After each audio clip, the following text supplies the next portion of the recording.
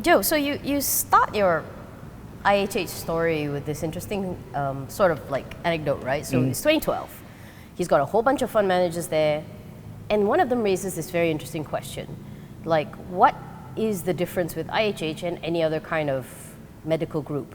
He says, you give me $1 billion, I could replicate IHH. So you talk to the CEO, who's Dr. Tan, who I've also met before, really nice guy. Yeah, he's a cool chap, nice fellow. What was really his defense when faced with that? It came about because we're talking about barriers to entry. Okay.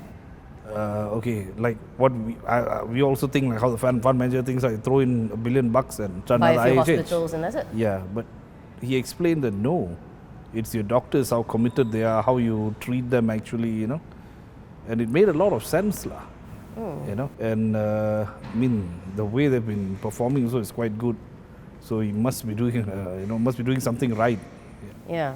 He's very big on that, right? Even when I met him, that was the impression I gave. He cares a lot about the people, and he says that makes the difference, the doctors, the touch, which is very funny for me because IHH is such a big conglomerate. Well, big complexion. Staff were telling me his wife is also a doctor, and she'll come and tell him stuff like, IHH price is very high, so he'll act on it. You know. He's really gets down to everything, you know, like he cares, I can see that. The portfolio though is impressive. You've got the hospitals in Turkey, you've got China also on the plate, and you've got of course the Pantai here and everything. But based on that, right, their numbers are a bit inconsistent, especially for earnings. Their last earnings were like fantastic. Yeah. You know, did he answer why? He's addressing it. It's mostly because of the fluctuation between the lira and the dollar. The lira meaning Turkish lira? Turkish lira, yeah. So that's a problem there. But they're addressing it. How is he addressing it? I think they're settling some of their debts. They're changing from dollar to lira. So they're addressing it. He's quite, I think he was saying something like by next year, half of it will be sorted out. You know? Okay, that's pretty good. Yeah, the figures are in there as well. I think it was something like 400 million US or something like that. Okay. So it plans to half it to about 200, if I'm not mistaken. Which means a bit more they're more in control. And if you see, they've increased their stake in the Turkish outfit from 60 to 90. Yeah, I saw that too. Yeah, so that's confidence. Yeah, they're more in control of it. And yeah, I think he knows what he's doing. Like, he's not just some chap who's like, you know, just been parachuted in and doesn't know what he's doing or what. He's been there for ages. Yeah, he's a capable guy.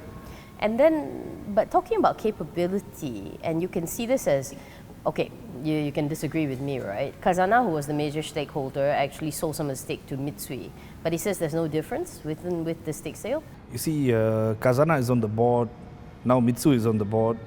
I can't tell you for certain how involved they were in management, but he makes it seem like the management is on its own, you know. So at least very independent with no interference. And I don't think to them there's much of a difference, you know, because Mitsui has been there for very long as well. And I mean, I'm not a healthcare person, basically, but it's pretty impressive.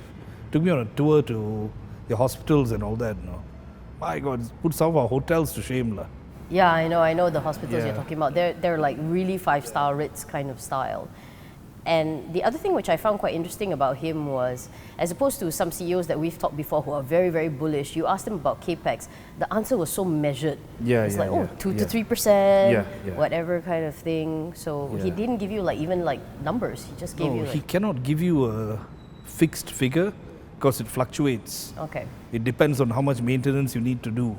And if it's new capex, it could differ depending on what they want to spend on. But the one thing I did ask him when I met him, because we met him for like a big press lunch or whatever, was at this time they were in the thick of Fortis, you know, and Fortis has been that thorn in their side, I feel, because a lot of companies have gone to India, Malaysian companies all seem to have messed up.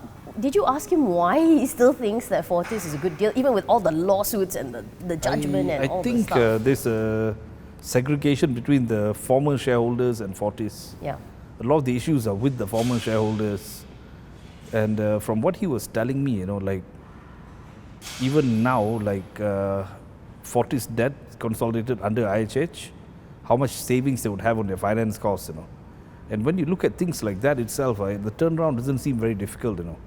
But the problem is, this is India you're talking about, lah. So you don't know how much red tape there's going to be or what, lah. But he seems pretty confident. And given his character, it gives you a bit more boost, right? That He's not the sort to. Passionately, he's not my friend or something like that, lah. But he seems like a guy who won't take much risk, lah, or he'll measure it very carefully. Yeah. And when he talks about Fortis, they're talking about listing some of their units. So yeah, I'm sure he knows how to unlock value from it. Saying that, what's the actual status now? It's still in courts, right? They've already taken over. They have 31.17%.